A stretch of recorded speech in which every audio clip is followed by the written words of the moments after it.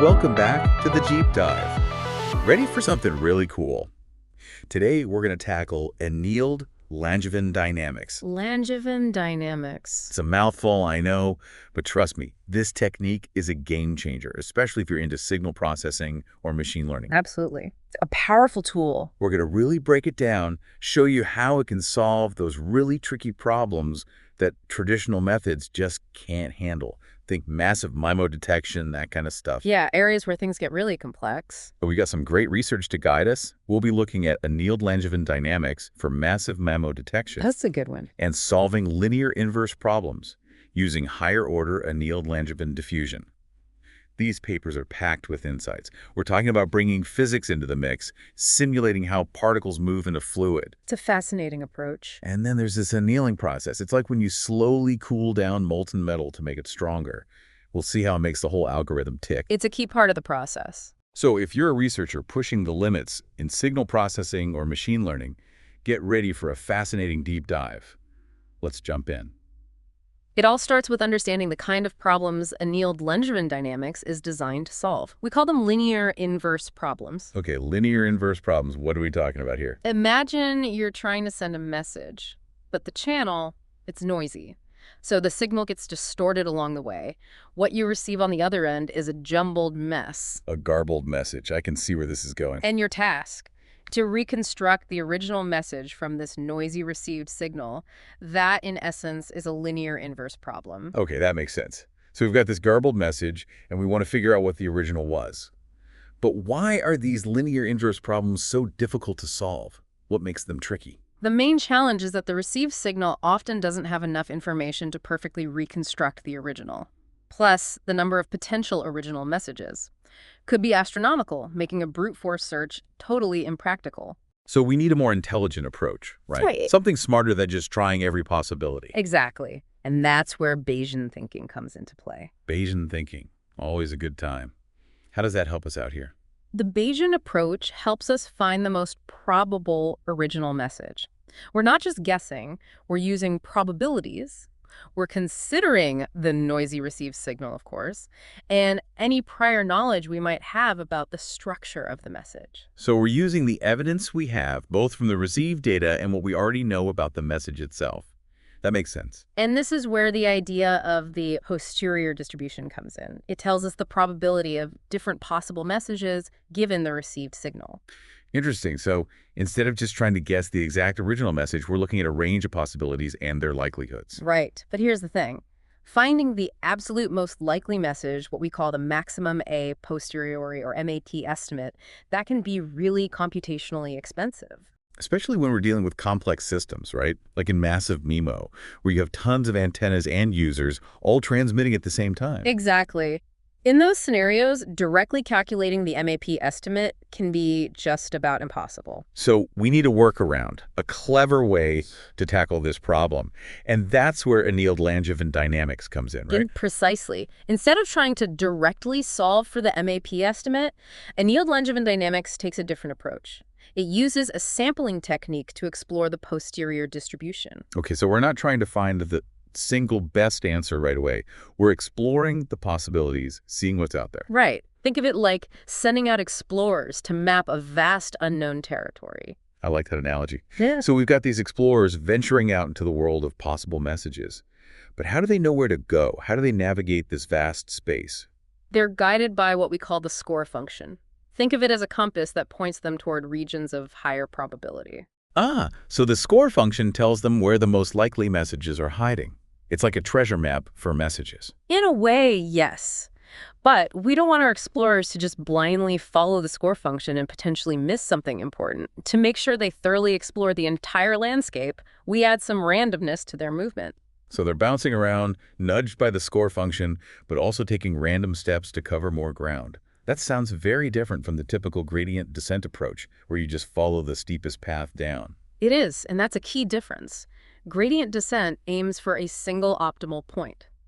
Annealed Langevin dynamics, on the other hand, explores the entire distribution of possibilities, giving us a much richer understanding of the solution space. And I'm guessing this is where the Bayesian framework we talked about earlier comes back into play. Absolutely. The score function itself is based on the gradient of the posterior distribution's log probability, which means our explorers are inherently guided by both the received data and our prior knowledge. Ah, so the Bayesian equation is baked right into the compass. That's really clever. Okay, so we've got our explorers, they've got their trusty compass, they're roaming around this probability landscape. What about this annealing part? You mentioned it earlier, and it sounded fascinating. How does that fit into all of this? Right. Annealing. Well, it's like slowly cooling down molten metal, like you said, to make it stronger. In annealed Langevin dynamics, we do something similar. We gradually cool down the system by reducing the randomness over time. So at first, there's a lot of randomness, allowing the explorers to wander freely and avoid getting stuck in dead ends. But then we slowly rein them in. Exactly. Initially, the high randomness allows for broad exploration, preventing the algorithm from getting trapped in local optima. But as we decrease the randomness, the exploration becomes more focused around the most probable regions. Okay, so it's like we're giving the explorers some freedom to roam at first, making sure they don't miss anything important. And then, as we gain more confidence, we narrow their focus to hone in on the best solutions. That's a great way to think about it. This is really neat. I'm starting to see how all these pieces fit together. But now I want to get into the specifics. Let's dive into that first paper, Annealed Langevin Dynamics for Massive MIMO Detection. It tackles a really tough problem, symbol detection in massive MIMO. Massive MIMO is a whole other beast. It's like a superhighway of data, tons of antennas and users all transmitting at once. Trying to figure out which user sent which symbol in that mess seems incredibly difficult. It is, and traditional detection methods, they just can't keep up. The number of possible solutions explodes as you add more users and antennas. It quickly becomes way too much for even powerful computers to handle. So we're talking about untangling a giant knot of data streams, and it gets exponentially harder with more users and antennas. What did this paper propose to tackle this massive MIMO mayhem? How did they apply annealed Langevin dynamics? They were really clever about it. One of the key insights was to directly incorporate the discrete nature of the symbols used in MIMO communication. Discrete nature, what does that mean? It means that the symbols belong to a predefined set, like letters in an alphabet. They made sure that the algorithm only explored solutions that use these valid symbols. So no wasting time trying to decipher gibberish. They gave the explorers a dictionary, so to speak. Exactly. That significantly boosts the algorithm's efficiency and accuracy. They also did something really interesting with noise. They used a synthetic noise construction to make the algorithm more robust. Real-world noise is messy. It doesn't always behave as nicely as we assume in simplified models. So they're preparing the explorers for a rugged, unpredictable terrain, not just a smooth, predictable path. Makes sense. And what were the results? Did this approach actually manage to conquer massive MIMO detection? The results were fantastic. This annealed Langevin dynamics detector achieved state-of-the-art performance. It consistently outperformed both classical methods and even sophisticated learning-based techniques. And it did this even under challenging real-world conditions. Wow, that's impressive. So it's not just a nice theory, it actually delivers in practice. They really cracked the code on massive MIMO detection. They did. This is awesome. There's more. We also have that second paper, Solving Linear Inverse Problems Using Higher Order Annealed Langevin Diffusion. It takes things even further. It talks about these higher order dynamics. Higher order dynamics are a really interesting development. You mentioned earlier it's like giving the explorers a topographic map instead of just a compass. Can you break that down for us? What are these higher order dynamics and why are they so significant? Sure. It comes down to using more sophisticated mathematical tools to guide our exploration. The basic version of Langevin dynamics, it relies on the gradient. It tells us the direction of the steepest ascent or descent in the probability landscape. So it tells us which way is uphill or downhill, essentially. Exactly. But higher order methods go a step further. They incorporate information about the curvature of that landscape. So we're not just following the slope blindly, we're getting a sense of how that slope is changing. Precisely. Imagine navigating a mountain range. Knowing the curvature helps you anticipate upcoming changes in the terrain. It allows for more efficient exploration. It's like giving the explorers a more detailed map, showing them not just the direction, but also the shape of the terrain. Exactly. These higher-order dynamics enable the algorithm to converge to the most likely solutions much faster, and they can potentially explore the solution space more effectively. This is fascinating stuff. I can already see how powerful this could be. We'll have to dig into those higher order dynamics and all their implications after a short break. Stay tuned.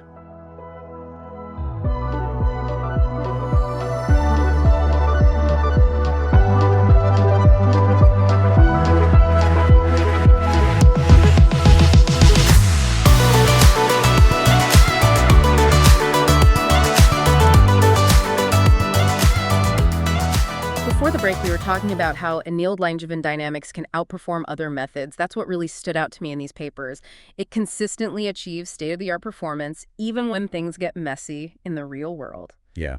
Having a beautiful theory is great, but seeing it deliver real-world results, that's what gets researchers like me excited. It's what pushes us to explore these new frontiers. You mentioned that annealed Langevin dynamics is particularly well-suited for problems with discrete solutions, like that symbol detection in MIMO systems we discussed. Yeah. What is it about this technique that makes it so good at handling those discrete cases? It has to do with how the algorithm explores the solution space. Traditional methods often treat the problem as continuous, even when it's not. It's like trying to force square pegs into round holes. Right, they're not respecting the inherent structure of the problem. Exactly. Annealed Langevin dynamics, on the other hand, cleverly incorporates the discrete nature into its search process. So instead of wandering aimlessly through a continuous space, it focuses on solutions that actually make sense. It's like the algorithm is smart enough to know the rules of the game. That's a great way to put it. It's like giving the explorers a map that highlights the valid paths and avoids all the dead ends. Makes a lot of sense. I'm also really intrigued by this idea of higher order dynamics that we briefly touched on earlier. It's like giving the explorers a topographic map instead of just a compass, you said. Yes, Can you walk us through how that works in a bit more detail? of course. It all comes down to using more sophisticated math to guide the exploration. The basic version of Langevin dynamics relies on the gradient. It tells us, which direction is uphill and which direction is downhill in this probability landscape. Right, like a simple compass pointing us towards higher probabilities. But higher-order methods take it up a notch. They incorporate information about the curvature of the landscape. So we're not just blindly following the slope. We're getting a sense of how that slope is changing. We're understanding the shape of the terrain. Precisely. Imagine you're navigating a mountain range. Knowing the curvature helps you anticipate what's coming next, whether it's a steep climb or a gradual descent. Makes sense. You can plan your route more effectively if you know what lies ahead. But how do we actually calculate this curvature information? That's where we get into some heavier math.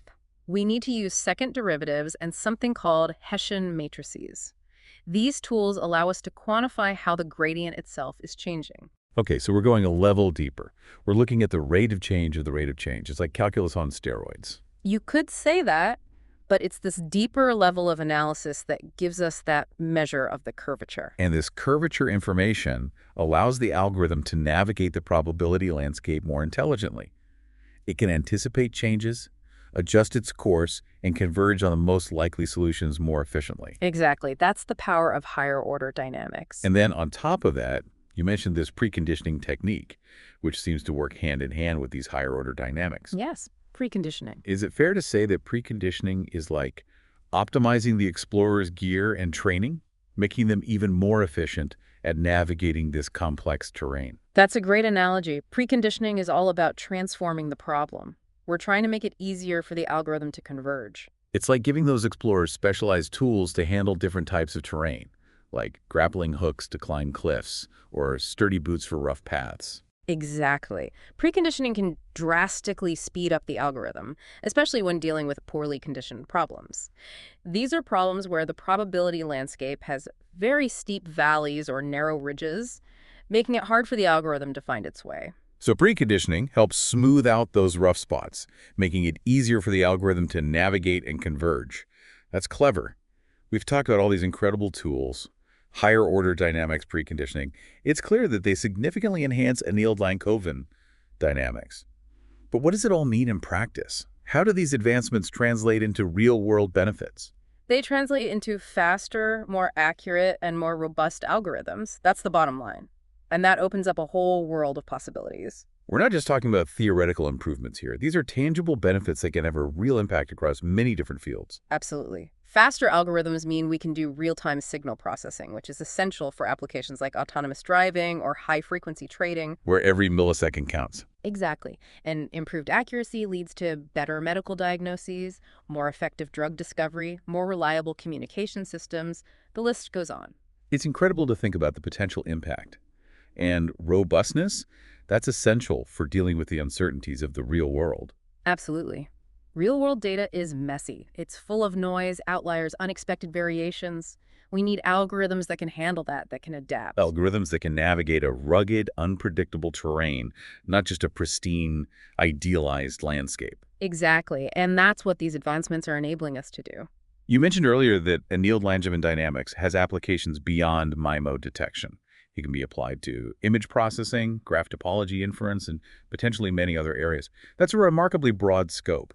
Can you give us a glimpse into how this technique is being used to solve such diverse problems? Sure. Let's start with image processing. Annealed Langevin dynamics can tackle tasks like denoising images, sharpening blurry photos, even reconstructing missing parts of an image. It's like having a powerful toolkit for image restoration and enhancement.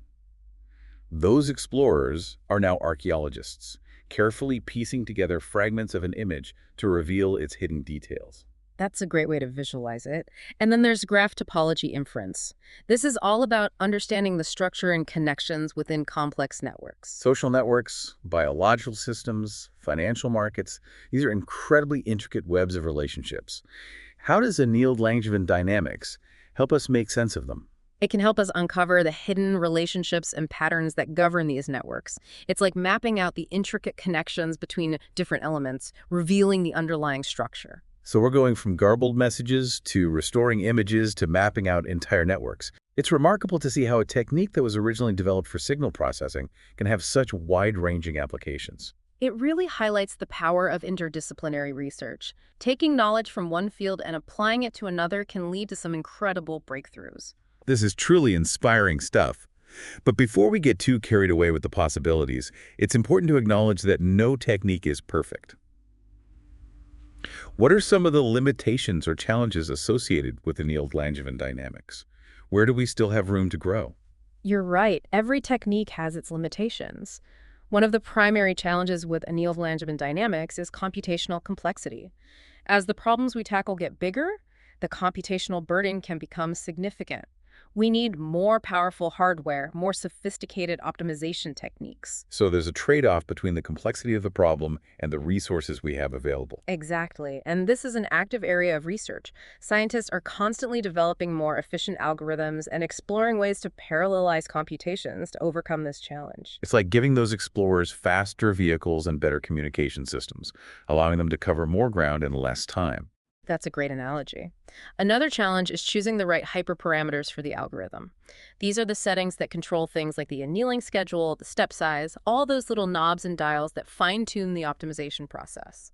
So it's not a one-size-fits-all solution. We need to carefully tailor those settings to each specific problem to get optimal performance. Exactly. Finding the right combination often involves some experimentation and fine-tuning. Researchers are developing techniques to automate this process, but human expertise and intuition still play a crucial role. It's like giving the explorers the ability to adapt their gear and strategies based on the specific terrain they're encountering. They need to be able to read the landscape and adjust their approach accordingly. Precisely. Despite these challenges, the benefits of Annealed Langevin dynamics are undeniable. It's a powerful, versatile technique that has demonstrated its effectiveness across a wide range of fields. And as research continues to advance, I'm confident we'll overcome these limitations and unlock even greater potential. It's an exciting time to be working in this area. Now, before we wrap up, I think it's important to touch on the ethical considerations surrounding this technology. Like any powerful tool, Annealed Langevin dynamics can be used for good or for ill, depending on the intentions of the user. You're absolutely right. It's not so much about the algorithm itself being inherently good or bad. It's about how we choose to use it. Annealed Langevin dynamics is a powerful tool, and like any powerful tool, it can be used for a variety of purposes. So the ethical considerations are really about the applications, not the technique itself. That makes sense. But can you give us some concrete examples? How could this technique be misused? What are some of the potential pitfalls we need to be aware of? Let's go back to image processing. We talked about how annealed Langevin dynamics can be used to enhance and restore images, right? Well, that same power can be used to create deepfakes. Deepfakes. Those manipulated videos and images that can make it look like someone is saying or doing something they never actually did. I've seen some pretty convincing ones, and it's a bit unsettling. Exactly. And the technology is only getting better. With annealed Langevin dynamics, we can create even more realistic and believable deepfakes, which raises serious concerns about misinformation and the potential for harm. It's like giving someone the ability to rewrite reality, to fabricate evidence, to manipulate people's perceptions. That's a lot of power, and it could easily be abused. And it's not just limited to images. Think about generating synthetic data. We could use this technique to create fake financial transactions, medical records, all sorts of sensitive information. So we could have synthetic identities, synthetic histories, a whole synthetic world that's indistinguishable from the real one. The implications for privacy and security are huge. Absolutely. That's why it's so important to have these conversations about responsible development and use. We need to be aware of the potential downsides, the potential for misuse, and take steps to mitigate those risks. It's not enough to just focus on the technical advancements. We need to think about the ethical implications as well. It's a dual responsibility. I agree. As researchers, we have a responsibility to consider the broader impact of our work, to make sure these powerful tools are used for good, not for harm. But it's not just on us, it's a collective effort. We need open discussions, clear guidelines, maybe even regulations. It's a conversation that needs to involve policymakers, industry leaders, and the public. We all have a stake in this. I couldn't agree more. This is something we need to figure out together. Well, this has been a truly fascinating deep dive into annealed Langevin dynamics. We've explored the technical details, the potential applications, the ethical considerations.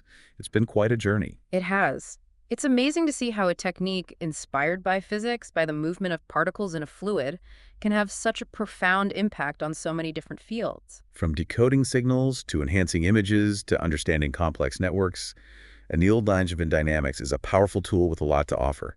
And the research is still ongoing.